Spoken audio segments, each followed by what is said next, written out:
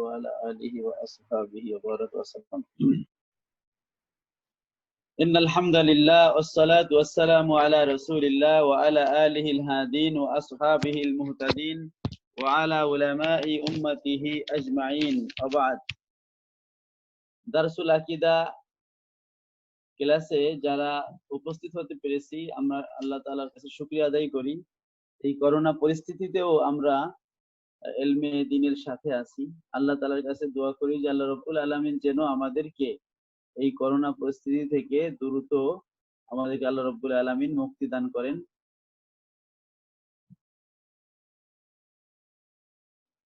এবং এই আমাদেরকে যেন স্বাভাবিক জীবনে ফিরে যাওয়ার তৌফিক দান করেন। আমরা আকীদাতুত তাহবীর পড়তেছিলাম।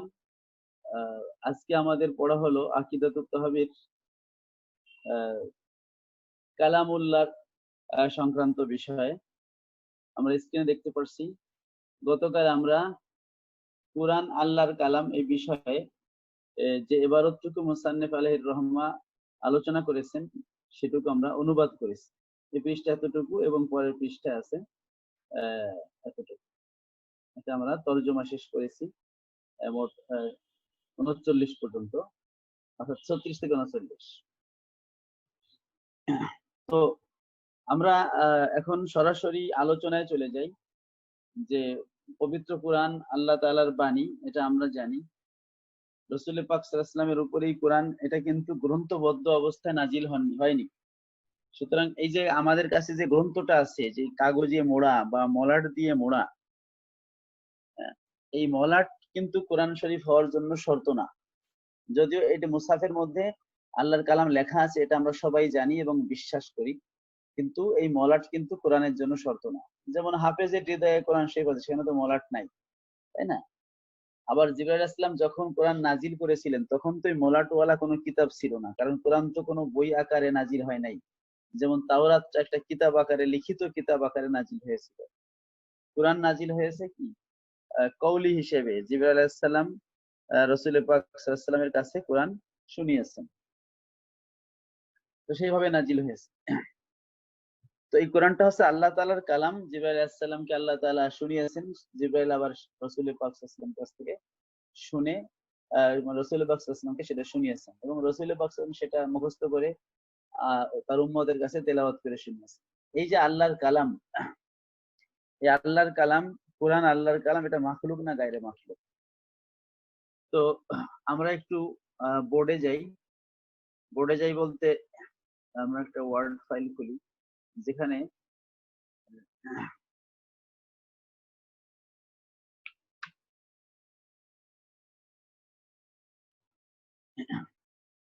কুরআন আল্লাহর কালাম, এটা বোঝার আগে আমাদের বুঝতে হবে কালাম, শুধু কালাম সম্পর্কে। কালাম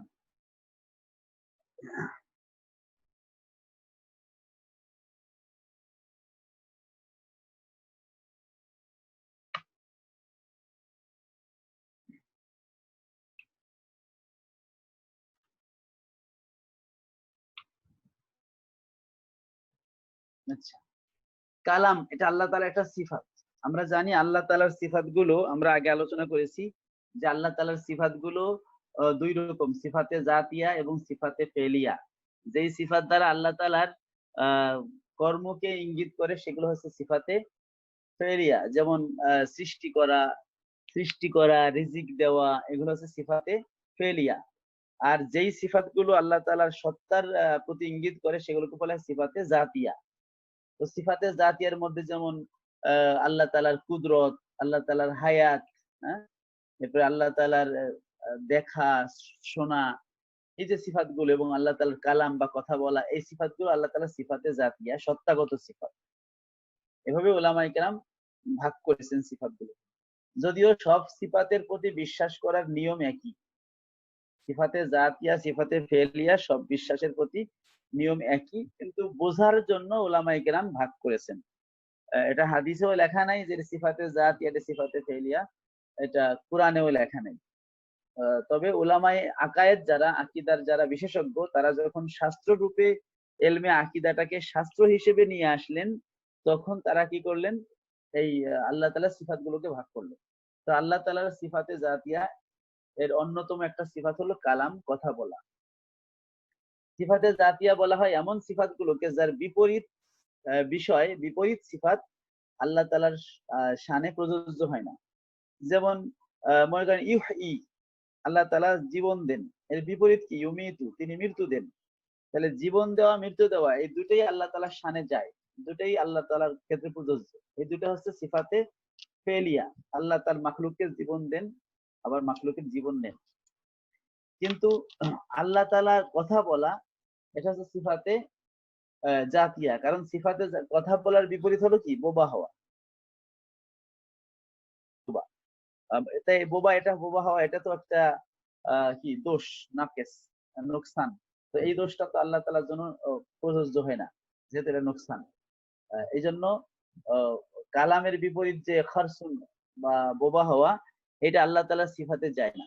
এজন্য এই কালাম বা কথা বলা সিফাতটা হলো আল্লাহ তাআলার সিফাতে জাতিয়া। তো আল্লাহ তাআলার সিফাতে জাতিয়া হোক আর সিফাতে আবাদিয়া হোক, কুল্লুহা কুল্লুহা আসালিয়ুন আবাদিয়ুন। আল্লাহ তাআলার সকল সিফাত, সিফাতুহু, যে আল্লাহ তাআলার সকল সিফাত, সিফাতুহু কুল্লুহা আযালিয়ুন আবাদিয়ুন। আল্লাহ তাআলার সকল সিফাতই কি? আযালি এবং আবাদি, মানে অনাদি অনন্ত, অনাদি অনন্ত। সিফাতের শুরু নাই, শেষ নাই। এবং আল্লাহ তাআলার কোন সিফাতই কি না? মাখলুক নয়, কারণ গয়রু মাখলুক। কারণ যা মাখলুক বা যা সৃষ্ট, তার তো সেটা তো আযালি না, তার তো একটা সূচনা আছে। আজাল বলা হয় এমন জিনিসকে যার কোনো সূচনা নাই, সেটা হলো আল্লাহ তাআলা, এবং তার সকল সিফাত হলো আযালি। যেহেতু মাখলুক মানে যাকে সৃষ্টি করা হয়, যেদিন তাকে সৃষ্টি করা হয় ওই দিন তার কি? সূচনা। এই জন্য মাখলুকের কি আছে? সূচনা আছে।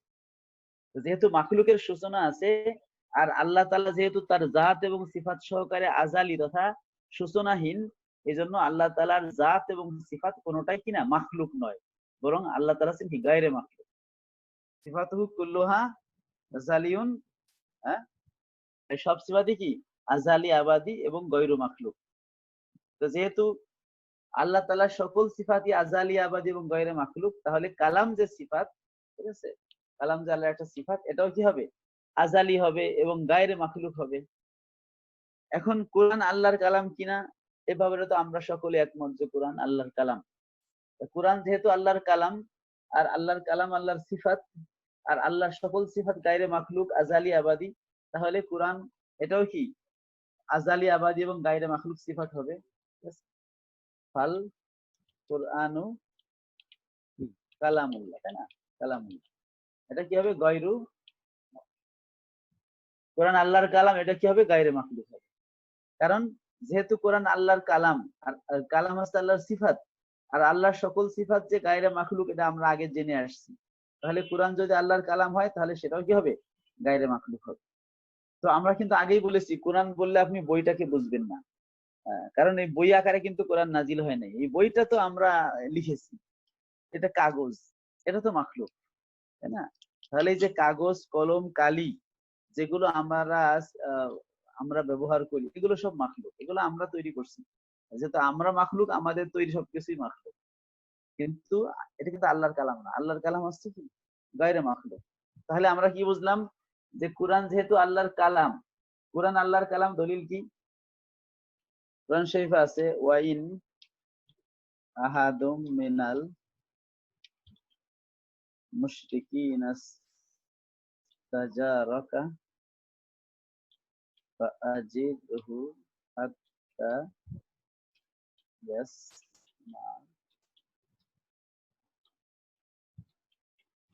কালামাল্লাহ। ওয়াইন আহাদুম মিনাল মুশরিকিনা ইসতাজারাকা ফাআজিরহু হাত্তা ইয়াসমা কালামাল্লাহ। কোরআন শরীফে আছে, আল্লাহ বলছেন যে যদি মুশরিকদের কেউ আপনার কাছে আশ্রয় চায়, মুশরিকদের কেউ যদি আপনার কাছে আশ্রয় চায়, ফাআজিরহু, আপনি তাকে আশ্রয় দেন, হাত্তা, যাতে ইয়াসমাউ, সে কি করতে পারে? শুনতে পারে, কালাম আল্লাহ, আল্লাহর কালাম। তো নবীর কাছে তো কোরআন নাজিল হতো, তো এই কোরআনকে এখানে কি বলা হলো? আল্লাহর কালাম বলা হলো। যে মুশরিকরা কেউ যদি আপনার কাছে আশ্রয় চায়, আপনি আশ্রয় দেন যাতে সে আল্লাহর কালাম শুনতে পায়। তাহলে এই আয়াত দ্বারা আমরা বুঝতে পারলাম যে কোরআন আল্লাহর কালাম। আবার আমরা জানি যে আল্লাহর কালাম হচ্ছে আল্লাহর সিফাত। আবার এটাও আমরা জানি যে আল্লাহ তাআলার সকল সিফাতই গায়রে মাখলুক, আযালি আবাদি। তাহলে কি হলো ফলাফল? যে কোরআন আল্লাহর কালাম, এটা গায়রে মাখলুক। এবং এটাই হলো আহলুস সুন্নাত ওয়াল জামাতের আকীদা। এই ক্ষেত্রে কারা দ্বিমত করে কোরআন যে গায়রে মাখলুক, কারা দ্বিমত করে? তো এখানে দুইটা ফিরকা আছে। একটা ফিরকা হলো মুতাজিলা। মুতাজিলা তাদের মত হলো কোরআন মাখলুক, আল কোরআনু মাখলুক,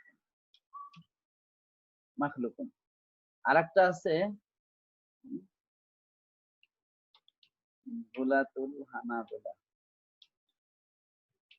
মানে হাম্বলি মাযহাবের কিছু চরমপন্থী, তারা বলে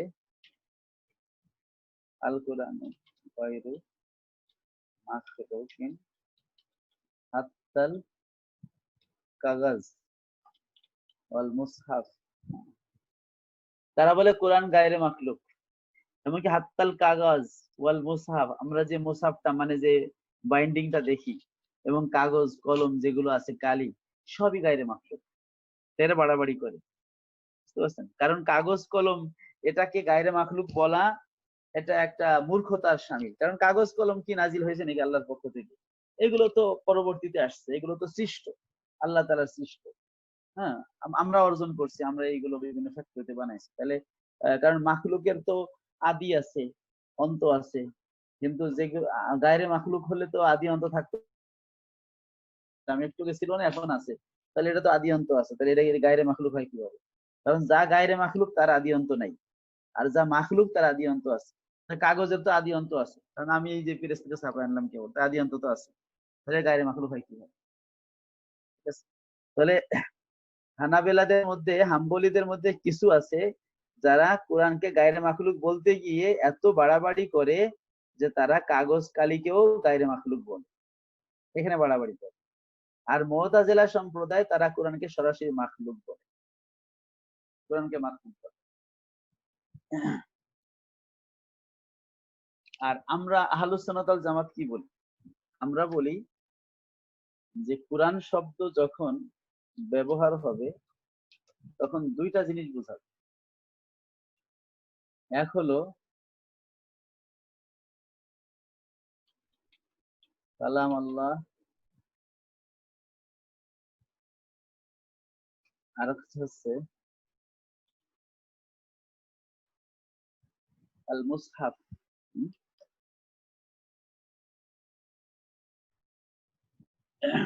যে কোরআন যখন আমরা বলি তখন আমাদের যে মুসহাফ, আমরা আমাদের যে নুসখা গুলো, এগুলোকে আমরা বুঝি।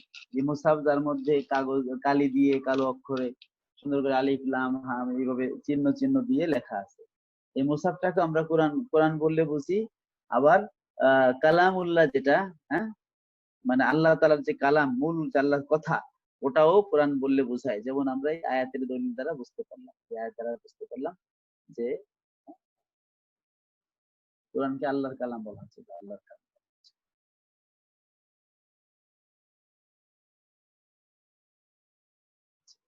কোরআনকে যে কোরআন দ্বারা যে মুসাফ বুঝায়, হ্যাঁ, তার প্রমাণ কি? যেমন একটা হাদিসে আছে, লা তুসাফিরু বিল কুরআনে ইলা আরদিল আদু আবিল কুফার। তোমরা শত্রুর দেশে কোরআন নিয়ে সফর করো না, শত্রুর দেশে কোরআন নিয়ে সফর করো না। লা তুসাফিরু বিল কুরআন, কোরআন নিয়ে সফর করো না। এখানে কোন কোরআন বোঝানো হয়েছে? মানুষের বুকের মধ্যে যে কোরআন, সেই কোরআন নিয়ে যদি সফর নিষেধ থাকে, তাহলে শত্রুর দেশে মুসলমানরা জিহাদ করতে গেছে কিভাবে? এটা বোঝা গেল বুকের মধ্যে যেই কোরআন, সেই কোরআন বোঝানো উদ্দেশ্য না। এখানে উদ্দেশ্য হলো কোরআনের নুসখা, কোরআনের মুসহাফ। কারণ যদি মুসহাফ নিয়ে যুদ্ধে যাওয়া হয়, শত্রুর দেশে যাওয়া হয়, হয়তো কোনো একটা মুসহাফ কাফেরের হাতে পড়লে সে কোরআনকে কি করতে পারে? অপমানিত করতে পারে। এই কারণে মুসহাফ নিয়ে শত্রুর দেশে যেতে নিষেধ করা হয়েছে। তাহলে দেখা গেল এই আয়াতে কোরআন বলতে কি বোঝানো হয়েছে? মুসাফ বোঝানো হয়েছে। তাহলে কোরআন বললে মাঝে মাঝে মুসাফ বোঝায়। কোরআন বললে যদি মুসাফ বোঝায় তখন তখন মাখলুক। আর কোরআন বলতে যখন কালামুল্লাহ বোঝাবে, যে এই আয়াতে যেমন কোরআন বলতে কালামুল্লাহ বোঝানো হয়েছে, তখন কোরআনটা কি? গায়রে মাখলুক। কারণ কালাম তো আল্লাহর সিফাত, আর আল্লাহ তাআলার সকল সিফাত গায়রে মাখলুক। তাহলে কোরআন যখন কালামুল্লাহ তখন সেটা কি? গায়রে মাখলুক। এজন্য আমরা বলি আল কোরআনু কালামুল্লাহে গায়রু মাখলুক। আমাদের আকীদার যেই ভাষাটা, আমাদের ভাষাটা হলো এইভাবে, আল কোরআনু কালামুল্লাহে গায়রু মাখলুক। আমরা কিন্তু এভাবে বলি না আল কোরআনু গায়রু মাখলুক, এটা বলি না। হ্যাঁ, আল কোরআনু গায়রু মাখলুক বলি না, কারণ কোরআন শব্দটা তো আমরা জানি দুইটা ব্যবহার আছে। তা কোরআন যখন মুসাফ বোঝাবে তখন তো মাখলুক, আর কোরআন দ্বারা যখন কালামুল্লাহ বোঝাবে তখন তো এটা গায়রে মাখলুক।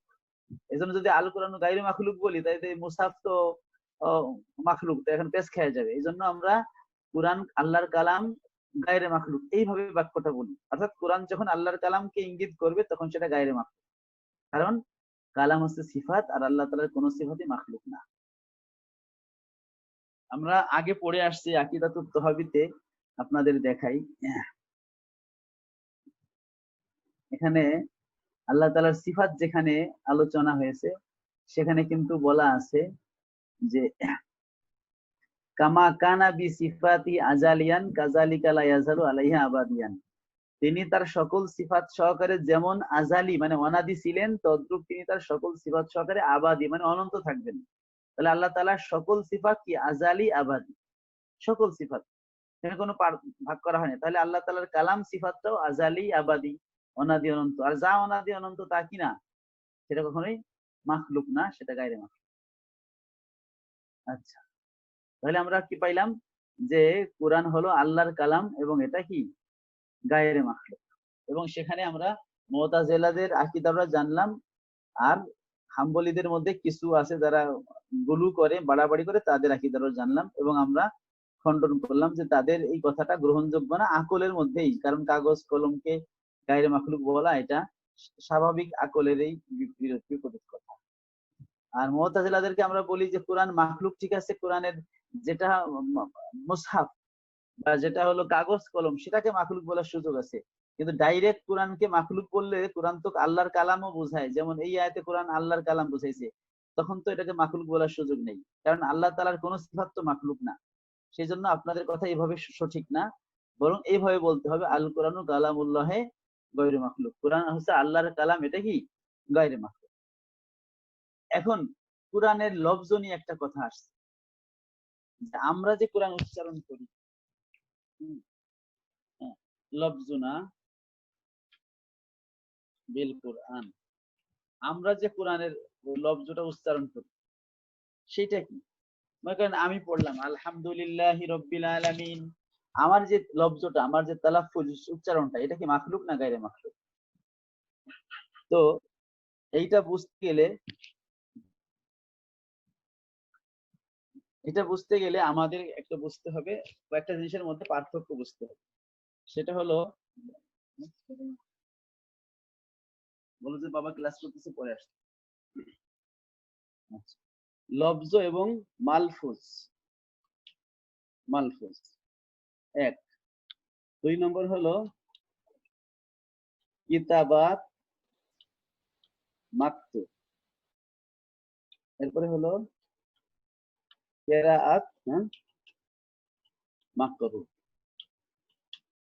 মনোযোগ দিয়ে বুঝতে হবে,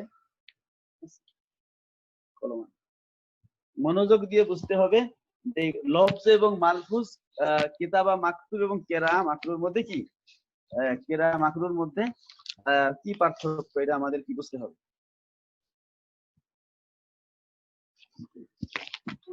আচ্ছা, লফজ হলো যেটা আমরা উচ্চারণ করি সেটাকে বলা হয় কি? লফজ। আর মালফুজ হলো আমরা যা উচ্চারণ করি তাকে বলা হয় মালফুজ। কিতাবা হলো আমাদের লেখা, আর মাকতুব হলো আমরা যা লিখি। কেরাত হলো আমার পড়া, আর মাকরু হলো আমরা যা পড়ি।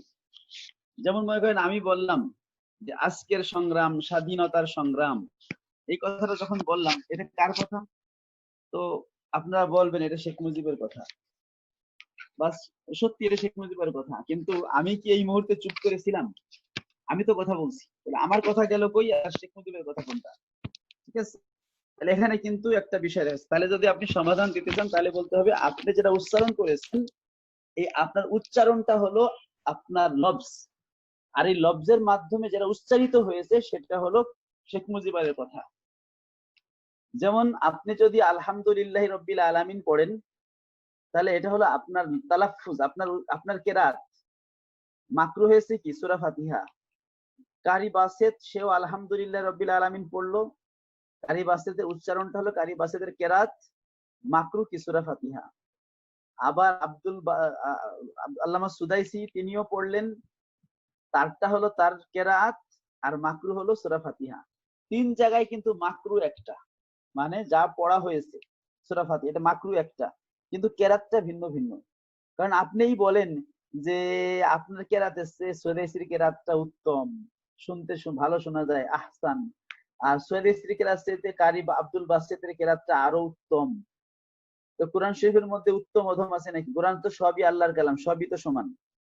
তাহলে তাহলে আপনি যে বললেন যে তার কেরাত ভালো, তার কেরাতটাকে আপনি ভালো না মন্দ বলতে পারেন, কিন্তু মাকরু সবই সমান, কারণ তিন জায়গায় একই মাকরু পঠিত হয়েছে। তাহলে যদি আপনি ভালো মন্দ বলতে চান সেটা হচ্ছে বান্দার অংশকে বলতে পারেন, মানে কেরাতটা হলো বান্দার অংশ, বান্দা যে পড়ে অর্জনটা এটা হলো তার, এটা হলো কেরাত। এটা যেহেতু বান্দার কর্ম তাহলে এটা মাখলুক, কারণ আমরা জানি বান্দার সকল কর্মই মাখলুক। তাহলে কেরাত বান্দা যে কোরআন যে তেলাওয়াত করে তার সে তেলাওয়াতটা মাখলুক, আর মাতলু বা মাকরু যেটা সেটা আল্লাহর কালাম, সেটা গায়রে মাখলুক। ওরকম কিতাবা আমরা যে লিখি, হ্যাঁ, যেমন এই যে একটা আয়াত লেখলাম, এই লেখাটাকে যদি আমি এখানে কপি করি, দেখেন এখানে যদি আমি আর একটা ফন্ট দেই,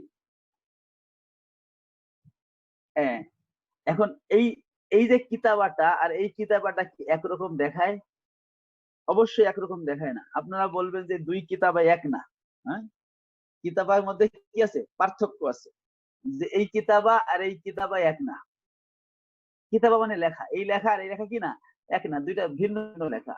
যেমন ওসমান রাদিয়াল্লাহু জামানায় যেরকম কোরআনের কিতাবাটা যেভাবে ছিল, নুক্তা ছিল না, হরকত ছিল না, আমাদের জামানায় কোরআনের কিতাবা কি এরকম? কিতাবা অনেক চেঞ্জ হয়েছে না? চেঞ্জ হয়েছে। কিন্তু মাকতুব যেটা মানে যা লিখিত হয়েছে সেই কোরআনের আয়াত আল্লাহর কালাম, সেটা কি চেঞ্জ হয়েছে? চেঞ্জ হয়নি। এই দুই আয়াতের মধ্যে যেমন মাকতুব একই জিনিস আছে, কিন্তু কিতাবাটা চেঞ্জ হয়েছে, কিতাবাটা চেঞ্জ। আমরা বলতে পারি যে এই কিতাবাটা সুন্দর দেখায়, এই কিতাবাটা খারাপ দেখায়, এটা আমরা বলতে পারি, কিন্তু দুইটার মধ্যে যে মাকতুব আছে, মাকতুব দুইটা একই, মাকতুবকে ভালো খারাপ বলা যায় না। তাহলে আমরা এতক্ষণ আলোচনা দ্বারা কি পাইলাম? যে লফজ এবং মালফুজ ভিন্ন জিনিস। লফজ হলো বান্দার উচ্চারণ, মালফুজ হলো বান্দা লফজের মাধ্যমে যেটা আদায় করে। কিতাবা হলো বান্দার লিখন, এই লিখনের মাধ্যমে যেটা সে আদায় করে সেটা হলো মাকতুব, ওটা আল্লাহর কালাম। কেরাত হলো বান্দার তেলাওয়াত বা উচ্চারণটা, এবং এর মাধ্যমে বান্দা যেটা আদায় করে সেটা হলো মাকরু। তাহলে মাকরু হলো আল্লাহর কালাম, মাকতুব আল্লাহর কালাম, মালফুজ আল্লাহর কালাম, কিন্তু কেরা, কিতাবাত, লফজ এগুলো হচ্ছে বান্দার কর্ম, ফলে এগুলো সৃষ্টি। এখন এটা তো আমরা যুক্তি দিয়ে বুঝাইলাম, একটু দলিলের দিকে যাই। এই দেখেন দলিল, যেমন একজন পড়লো কি আলহামদুলিল্লাহ রব্বিল আলামিন পড়লো। এখন একজন যদি আলহামদুলিল্লাহ রব্বিল আলামিন পড়ে, তাহলে আমরা কি বলি? আমরা বলি যে সে প্রত্যেকটা অক্ষরে 10টা নেকি পাবে। যেমন কোরআন হাদিস শরীফ আছে, মান কারা হারফাম মিন কিতাবিল্লাহ ফালাহু হাসানা, তাই না? তাহলে সে যে ব্যক্তি কোরআন শরীফের পড়লো, কেরাত করলো, কেরাত, তাই না, কেরাত করলো, তার প্রত্যেকটা অক্ষরে সে একটা করে নেকি পাইলো, প্রত্যেকটা নেকি আল্লাহ আবার 10 গুণ দিবেন। তাহলে এই হাসানাটা পাইলো কিসের বিনিময়ে? এই কেরাতের বিনিময়ে। এই যে আমরা লিখছি ব্র্যাকেটে আল হাসানাতু বিল কেরাত, হাসানাটা নেকটা পাচ্ছে কেরাতের বিনিময়ে। খেয়াল করবেন যে এখানে এই হাদিস অনুযায়ী মান করা যে কেরাত করবে ফালাউ হাসানা, সে হাসানা পাবে। তাহলে হাসানাটা পাইলাম কেরাতের বিনিময়ে। এখন আল্লাহ বলতেছে যে আমি যে পুরস্কার তিরস্কার দিব সেটা কিসের বিনিময়ে? জাযাআম বিমা কানু ইয়ামালুন। আল্লাহ বলতেছেন জাযাটা হলো সে কারণে যে তারা আমল করে।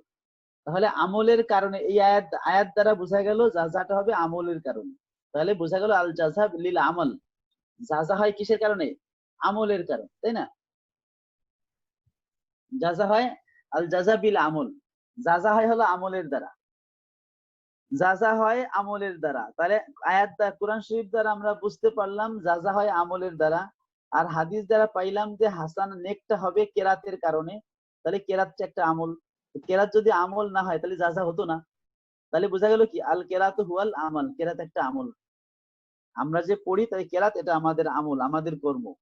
আর আল্লাহ বলছেন কি আল্লাহু খালাকাকুম ওয়া মা তা'মালুন, আল্লাহ তোমাদের বানিয়েছেন এবং তোমাদের আমল বানিয়েছেন, আমলকে সৃষ্টি করেছেন। তাহলে আমাদের যে কেরাত এটা তো আমল হয়ে গেল, আর যখন এটা আমল হলো তাহলে এটাকে আল্লাহ বানিয়েছেন।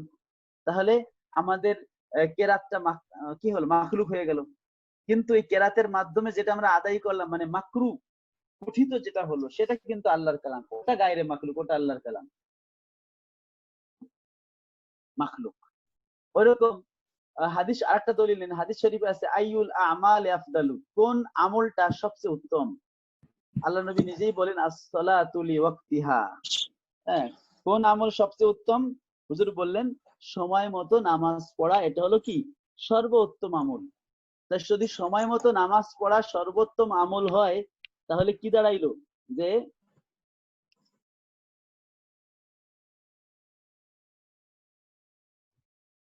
সময় মতো নামাজ পড়া যদি সর্বোত্তম আমল হয় তাহলে কি দাঁড়াইলো? যে আমাদের নামাজ একটা আমল। কারণ প্রশ্ন করা হয়েছে কোন আমল উত্তম, হুজুর বলেন নামাজ উত্তম। তাহলে আসসালাতু আমালুন, নামাজ একটা আমল। তা নামাজ যদি আমল হয়, আল্লাহ বলছেন যে আল্লাহ তোমাদের বানিয়েছেন এবং তোমাদের আমল বানিয়েছেন, তাহলে বোঝা গেল নামাজ মাখলুক। তা নামাজ যদি মাখলুক হয়, নামাজ কি? নামাজ বলতে কি?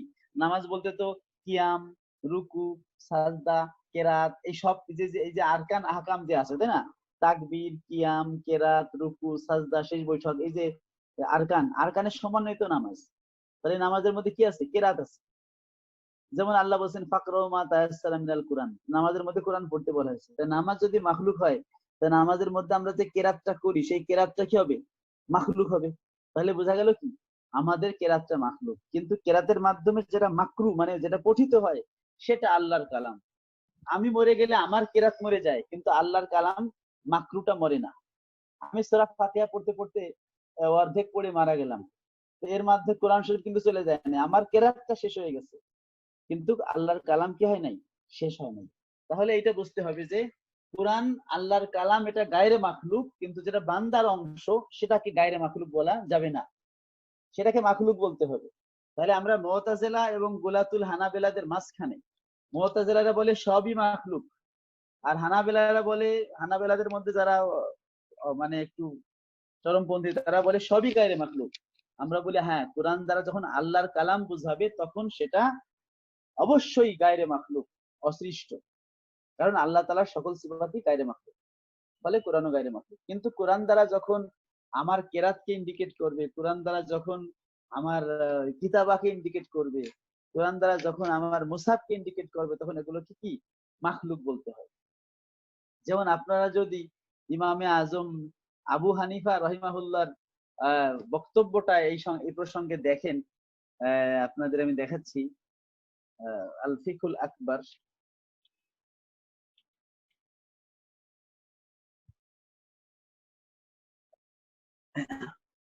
একটু সবর, আমি বের করে নিই। আচ্ছা আচ্ছা, পাওয়া গেছে। আচ্ছা, এবার দেখাই। দেখেন আল ফিকুল আকবার, ইমাম আজম আল কাউলু ফিল কুরআন, কোরআন সংক্রান্ত আকীদা। এখানে বলা আছে ওয়া সিফাতুহু ফিল আজাল গায়রু মুহদাসা ওয়ালা মাখলুকা, আল্লাহ তাআলার আজালি সিফাত এটা মুহদাসও নয় মাখলুকও নয়। ওমান ক্বালা ইন্নাহা মাখলুকা মুহদাসা ওয়াকাফা ওয়া শাক্কা ফিমা ফাহুয়া কাফিরুন বিল্লাহ, যে ব্যক্তি আল্লাহর সিফাতকে মাখলুক বলবে বা মুহদাসা বলবে বা চুপ করে থাকবে অথবা সন্দেহ করবে, সে কাফের।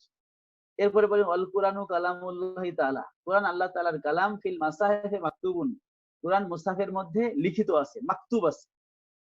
কিতাবাটা মাকতুব আছে, অফিল কুলুবে মাহফুজুন, আল্লাহর কোরআন এটা কি আছে, কলবের মধ্যে মাহফুজ আছে, সংরক্ষিত আছে। ওয়া আলাল আলসুনি মাকরুন, জবানে এটা কি হয়, মাকরু মানে পঠিত হয়।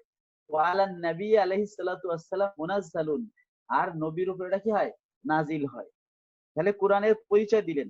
এরপরে বলেন লফজুনা বিল কোরআনে মাখলুকুন, কোরআনের যে আমরা লফজটা উচ্চারণ করি, আমাদের লফজটা মাখলুক, কিন্তু মালফুজ হলো আল্লাহর কালাম, সেটা গায়রে মাখলুক।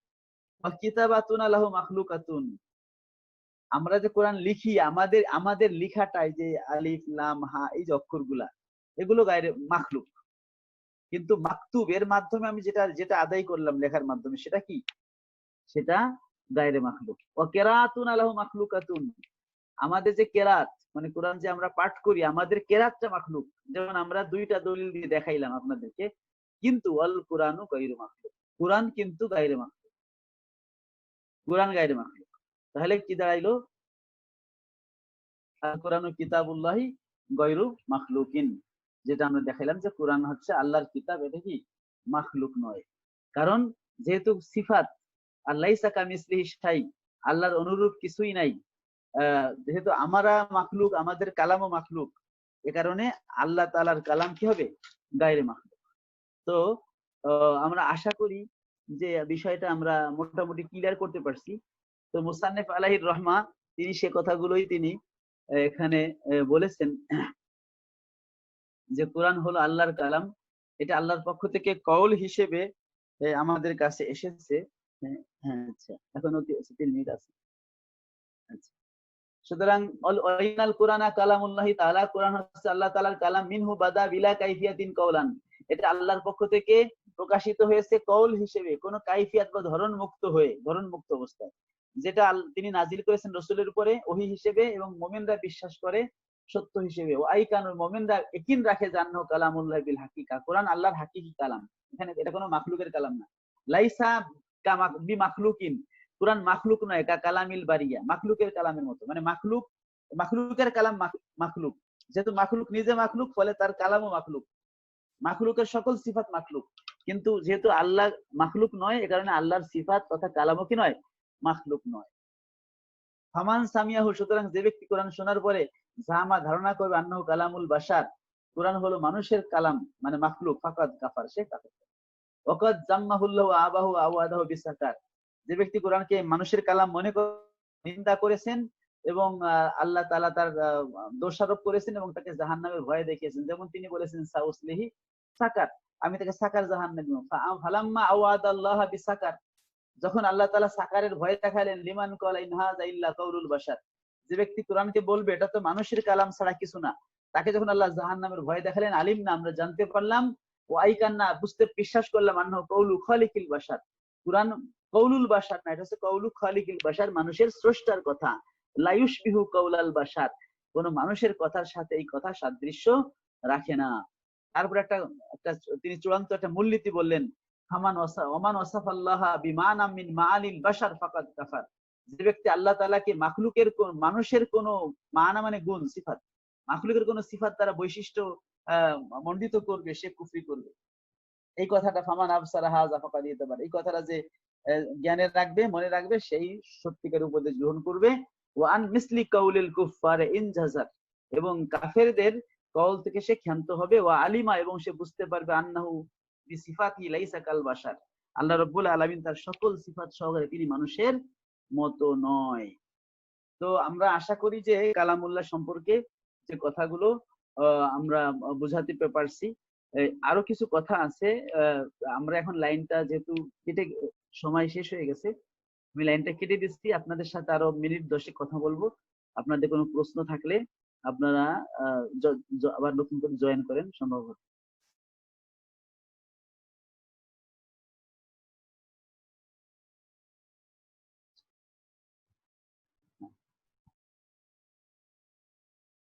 আবু হানিফা রাহমাতুল্লাহ আলাইহি বলেন, সিফাতুহু কুল্লুহা বিসিফাতিল মাখলুক বিখিলাফি সিফাতিল মাখলুকিন, সিফাতুহু কুল্লুহা বিখিলাফি সিফাতিল মাখলুকিন, আল্লাহর সকল সিফাতই মাখলুকের সিফাতের বিপরীত।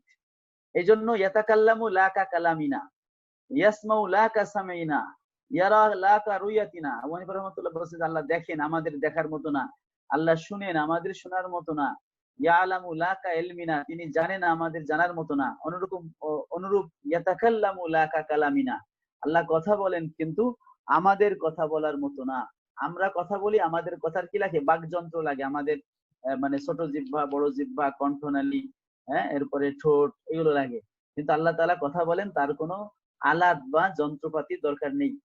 তিনি এগুলোর দিকে মুখাপেক্ষী না।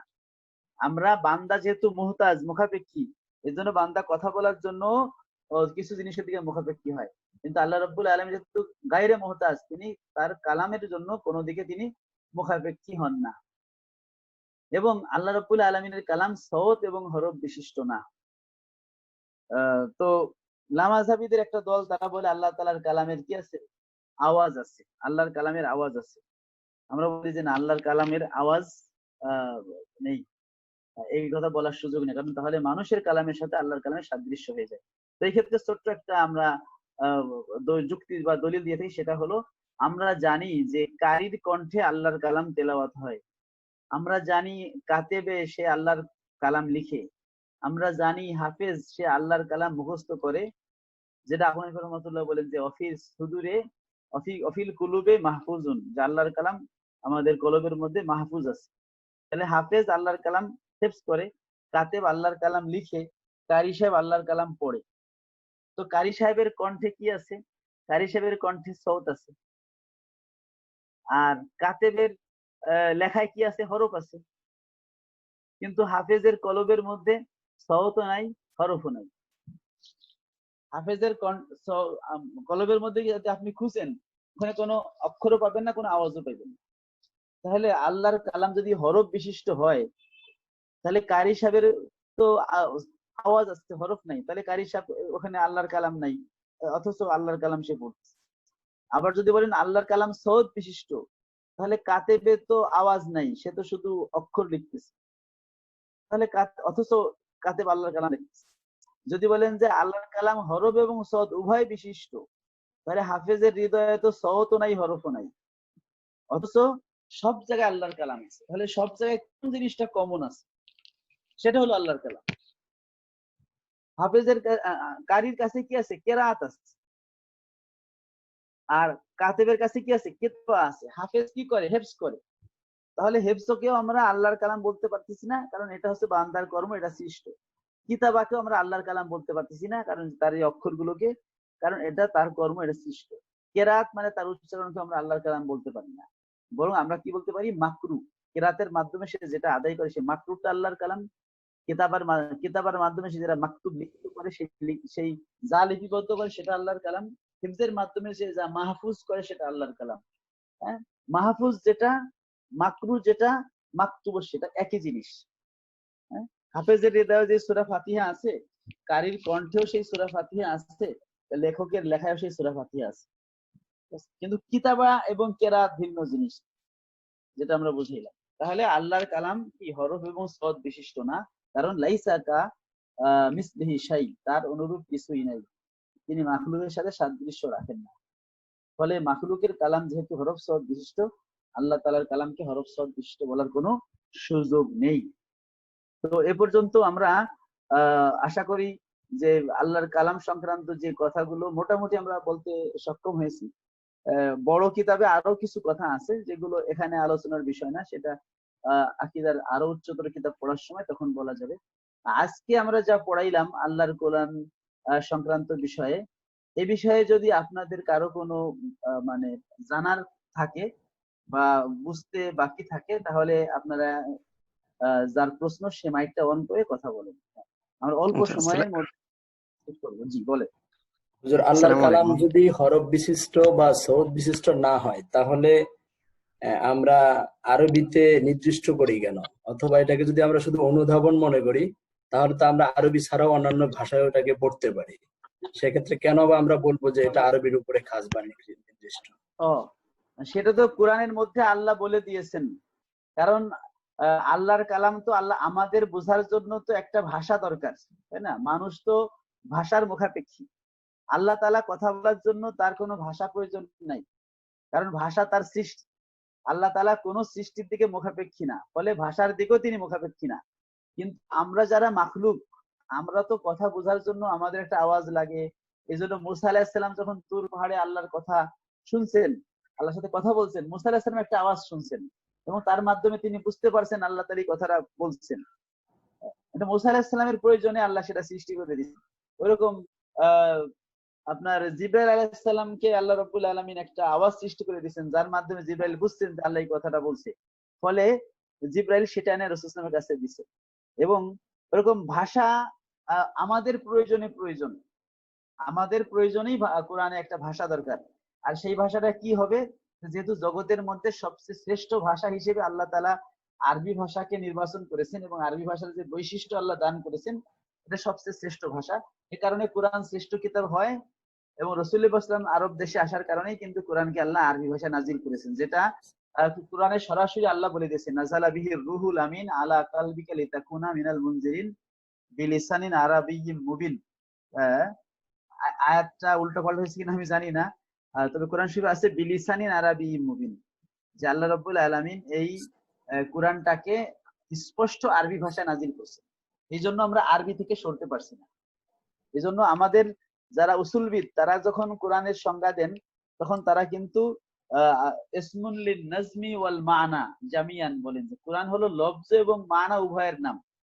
কোরআন কি লফজ এবং মানা উভয়ের নাম, অর্থাৎ এই যে আরবি শব্দগুলো এটাও কোরআন, আর যেটা লফজটা ওটাও কি, যেটা মানাটা ওটাও কোরআন। তা মানাটা হলো আল্লাহর কালাম, আর লফজটা হলো কোরআন। কারণ আমরা আগে বলেছি যে কোরআনের দুইটা দিক আছে। হ্যাঁ, একটা দিককে আমরা মাখলুক বলি, একটা দিকে কি বলি, গায়রে মাখলুক বলি। কোরআন বলে যখন আল্লাহর কালাম উদ্দেশ্য হবে তখন সেটা গায়রে মাখলুক, ওটা ধরাছোঁয়ার উপরে। কিন্তু ওইটাকে আমাদের বোঝার জন্য আমরা যখন আমাদের লিপিবদ্ধ করি, আমাদের মুসাফের মধ্যে লেখি, হ্যাঁ, তাহলে এই লেখার মাধ্যমে লেখা দেখে আমরা বুঝতে পারি যে এটা এর মধ্যে আল্লাহ তাআলা এই কথাটা বলছেন। তাহলে কিন্তু এই যে অক্ষরগুলো, এই যে আলিফ লাম হা মিম দাল, আপনি কি এই অক্ষরগুলোকে মাখলুক গায়রে মাখলুক বলবেন? এই অক্ষরগুলো তো আপনি কেবল লিখলেন, এটা তো মাখলুক, এটা তো সৃষ্ট অক্ষর, এটা তো অনাদি না।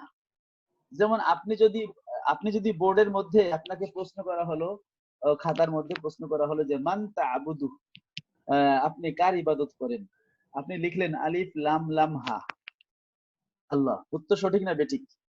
অবশ্যই সঠিক, আপনি আল্লাহর ইবাদত করেন। কিন্তু আপনি কি আলিফ লাম লাম হা এই 4টি অক্ষরের ইবাদত করেন, না এই 4টি অক্ষর দ্বারা যে সত্তাকে বোঝানো হয়েছে তার ইবাদত করেন? অবশ্যই আপনি এই 4টি অক্ষরের ইবাদত করেন না। আলিফ লাম লাম হা এই 4টি অক্ষরের ইবাদত আপনি করেন না, বরং আপনি ইবাদত করেন এই 4টি অক্ষর দ্বারা যে সত্তাকে বোঝানো হয়েছে সেই সত্তার ইবাদত আপনি করেন। কিন্তু এই 4টি অক্ষর যেহেতু সত্তার প্রতি ইন্ডিকেট করে, এই জন্য 4টি অক্ষর খুবই মূল্যবান। এই 4টি অক্ষরকে অপমান করলে ঈমান চলে যাবে। ওইরকম আমরা আরবিতে, যেহেতু কোরআনটা আরবি ভাষায় নাজিল হয়েছে, সরাসরি আল্লাহই বলে দিয়েছেন নাযালা বিলিসানিন আরাবিয়্যিম মুবিন। ফলে কোরআনের আরবি ভাষাটাও এটা কোরআনের বিষয়। হ্যাঁ, আরবি ভাষাটা আল্লাহর ভাষা না, এটা আমাদের ভাষা। আল্লাহর কালামের কোনো ভাষা নাই, কিন্তু আল্লাহ রাব্বুল আলামিন একটা তার কালামকে এক এক সময় এক এক ভাষায় নাজিল করেছেন ওই মানুষের লাআল্লাকুম তাকিলুন, যাতে তোমরা বুঝতে পারো। এই জন্য তো ইহুদিদের কিতাবকে আল্লাহ কি দিয়েছেন, হিব্রু ভাষায় দিয়েছেন। আবার ইনজিলকে দিয়েছেন কি সুরিয়ানি ভাষায় দিয়েছেন। আবার দাউদ আলাইহিস সালামের দাবুর কিতাবকে ইউনানি বা গ্রিক ভাষায় দিয়েছেন। আবার কোরআনকে দিয়েছেন কোন ভাষায়, আরবি ভাষায়। তাহলে ভাষাটা হলো আমাদের প্রয়োজনে, বুঝতে পারছেন? ভাষাটা হলো আমাদের প্রয়োজনে, ফলে এটা হলো আমাদের মাকতুব, এটা হলো আমাদের কিতাবা। হ্যাঁ, আমাদের কিতাবা কেরা এটা মাখলুক, কিন্তু এটা কোরআন। কারণ আমরা বলছি কোরআন বললে দুইটা বিষয়কে ইঙ্গিত করে, আমাদের মুসাফটাকেও বোঝায়, আবার আল্লাহর কালামে নফসি যেটা মূল আল্লাহর কালাম সেটাকেও বোঝায়। যখন আল্লাহর মূল কালামকে বোঝাবে তখন সেটাকে গায়রে মাখলুক বলতে হবে, কারণ এটা সিফাত। কিন্তু যখন কোরআন বলতে আমাদের মুসাফ বোঝাবে তখন এটা মাখলুক, কারণ এটা একসময় ছিল না, আবার পরে আসছে। আচ্ছা, বুঝে আসছে কিনা? আর কারো কোনো কথা আছে? জি হুজুর, একটা প্রশ্ন ছিল।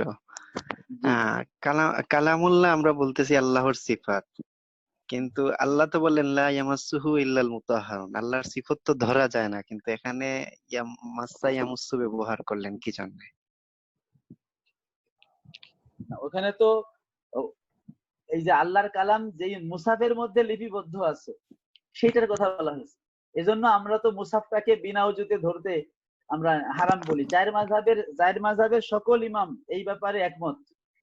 এ ব্যাপারে যে হাদিসটা বর্ণিত হয়েছে, হাদিসটা যদিও দুর্বল, কিন্তু এজমা হওয়ার কারণে হাদিসটার মধ্যে এখন এই দুর্বলতা গিয়ে অকাট্যতা চলে আসছে এজমার কারণে। কারণ চার মাযহাবের সকল ইমাম একমত হয়েছেন যে আল্লাহর কালাম যেটা কোরআন শরীফ, এটা কি মানে পবিত্র অবস্থা ধরা যাবে না। এই জন্য ওখানে হলো মসটা হলো মুসাফের সাথে সম্পৃক্ত। মুসাফ, ঠিক আছে, যে হচ্ছে আমাদের এই যে বাইন্ডিংসটা, যেটা যে দুই যে পাল্টার মধ্যে যে আল্লাহর কালাম থাকে। তাহলে কোরআন কিন্তু আল্লাহর কালামের এই মুসাফের মধ্যে মাকতুব আছে। কিতাবাটাকে কিন্তু আবু হানিফা রাহমাতুল্লাহ আল্লাহর কালাম বলেন নাই। মানে কিতাবার মাধ্যমে আমরা বুঝি যে এখানে এই কথাটা আল্লাহ বলছেন। যখন আমরা আলিফ লাম হা মিম দাল লাম লাম হা র বা আলিফ লাম আইন আলিফ লাম ইয়া মিম নুন, এই অক্ষরগুলো আমরা দেখি, আমরা বুঝি যে এখানে আল্লাহ কি বলছে, আলহামদুলিল্লাহি রাব্বিল আলামিন, এই জিনিসটা বলছে। তাহলে এই চিহ্নগুলো হচ্ছে আমাদের বোঝার জন্য। কিন্তু যেহেতু এই চিহ্নগুলোর মাধ্যমে, এই ভাষাটার মাধ্যমে আল্লাহর কালামকে বোঝানো হয়েছে, ফলে এটা হচ্ছে দাল, এই দালালতের কি অনেক গুণ। এটাকে অপমান করলে আল্লাহর কালামকে অপমান করা হয়, কিন্তু এটা মাখলুক। আল্লাহর কালামের এই অংশটা মাখলুক, আর এর দ্বারা যেটা লিপিবদ্ধ করা হয়েছে, যেটা কখনোই পরিবর্তনের সুযোগ নেই, সেটা হলো কি আল্লাহর কালাম গায়রে মাখলুক। তা মুতাজিলারা সবটাকেই গায়রে মাখলুক বলে, আর আরেক দল আছে সবটাকেই গায়রে মাখলুক বলে। আমরা বলি যে না, আল্লাহর কালাম, কোরআন আল্লাহর কালাম গায়রে মাখলুক, এভাবে আমরা কথাটা বলি। আর কোরআন দ্বারা যখন আমাদের এই নকশা নকশা বোঝাতে, তখন এটাকে কি মাখলুক বলতে। এই জন্য আবু হানিফা রাহমাতুল্লাহ বলেছে লফজুনা বিল কোরআনে মাখলুকুন, কোরআনে যে লফজ আমরা উচ্চারণ করি, আমাদের লফজটা মাখলুক, কিন্তু মালফুজটা আল্লাহর কালাম গায়রে মাখলুক। এই লফজ এবং মালফুজের পার্থক্য বোঝানোর জন্য আল্লামা বাকেল্লানি, তিনি শাফি মাযহাবের একজন মস্ত বড় আকায়েদবিদ আলেম এবং উসুলবিদ, উনি প্রায় 10 পৃষ্ঠা ব্যয় করেছেন এই লফজ মালফুজের পার্থক্য বোঝানোর জন্য। যেটা একটা সিম্পল, লফজ মালফুজের পার্থক্য বুঝতেই হবে, নাইলে আপনি মাসালাটা হল করতে পারবেন না। আর এটা তো একটা সিম্পল বিষয়, লফজ মালফুজ এক না। কারণ আমি যদি বলি যে আজকের সংগ্রাম স্বাধীনতার সংগ্রাম, আপনারা সবাই বলবেন শেখ মুজিবের কথা, অথচ এই মুহূর্তে তো আমি চুপ করেছিলাম না, তাহলে আমার কথাটা কোথায় গেল? মূলত লফজটা আমার, কিন্তু এই লফজের মাধ্যমে যেটা আমি মালফুজ করেছি, উচ্চারিত হয়েছে যেটা, সেটা শেখ মুজিবের। তাহলে লফজ মালফুজ কি হলো? আলাদা হয়ে গেল। আর কারো কোনো কথা আছে? হুজুর, একটা প্রশ্ন করতে চাচ্ছিলাম। জি বলেন। কোন মূক ব্যক্তি, মানে বোবা ব্যক্তি, যদি সাংকেতিক ভাষায় কোরআনকে বুঝতে চায়, এটার ক্ষেত্রে মাসালাটা কোনো সমস্যা নাই, এখন তো এটা বের হয়ে গেছে, এখন এই ভাষা বের হয়ে গেছে যে বোবারা কিভাবে কোরআন শরীফ পড়বে, অথবা যে অন্ধ সেও কোরআনের মধ্যে হাত রেখে রেখে সুন্দর কোরআন শরীফ পড়তে পারে। অন্ধদের জন্য আলাদা হিফজখানাও আছে, তাদের ওই যে হাত দিলে তারা বুঝতে পারে কি লেখা আছে, এবং তারপরে বিভিন্ন সাইট আপনারা দেখতে পারেন। ঠিক আছে, বোবার জন্য জি, এক্ষেত্রে কি তার পবিত্রতার কাইফিয়তটা কেমন হবে, বা সে কি তার পবিত্র থাকা লাগবে কিনা, বা এক্ষেত্রে তো তার স্পর্শ করা লাগছে না? স্পর্শ না করলে ওযু লাগে না। বিনা কোরআন শরীফ যদি কেউ না ধরে মুখস্থ পড়ে, তাহলে ওযু লাগে না। কিন্তু ফরজ গোসল অবস্থায় কিন্তু মুখেও তেলাওয়াত করা যাবে না। যদি শুধু ওযু প্রয়োজন হয়, বেওযু হালাতে কোরআন শরীফ না ধরে পড়া জায়েজ আছে, কিন্তু ধরতে গেলে ওযু লাগবে। আচ্ছা, তাহলে আমরা আজকে এখানে শেষ করি। 10টা বেজে গেছে তো, আমি নামাজ পড়িনি। তাহলে আজকে এটুকু থাক। আগামী যদি কোনো প্রশ্ন থাকে এই সংক্রান্ত, আমরা সামনের ক্লাসে আলোচনা করবো ইনশাআল্লাহ। আসসালামু আলাইকুম ওয়া রাহমাতুল্লাহ। আসসালামু আলাইকুম।